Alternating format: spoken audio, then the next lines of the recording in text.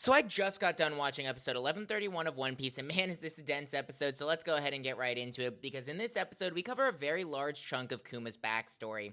We cover him soon after he escapes from the Celestial Dragons at God Valley, and as he takes over as pastor in his hometown for his father's church. We see him taking on the burdens of the community, literally removing the pain of the elderly and the ill, and taking it upon himself, because otherwise it would just go back to them, which is an interesting drawback of his power. And the effects that has on Ginny is also immeasurable, because imagine the person that you love most in the world not only taking on the representation of burden, but the physical pain every single Sunday, and they're asking for more. They don't know that he's going through this, but he's even considering doing this every single day.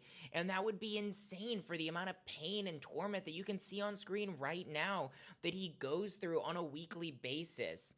And then after that, we see that the Sorbet Kingdom's king, who's greedy and a wannabe celestial dragon, is trying to enslave the southern regions of the country, because they're mainly poor and elderly people who can't pay the tax that he has imposed on them to give money to both himself and the celestial dragons to raise his favor with them.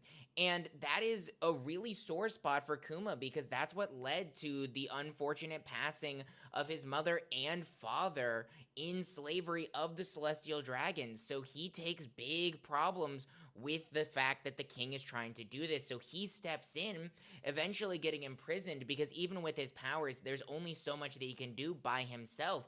Ginny and some of his other companions also get imprisoned as well, which is also devastating. But then they're saved by the Revolutionary Army, and we see Kuma and Ginny join the Revolutionary Army with Eva and one of Kuma's recent idols, Dragon.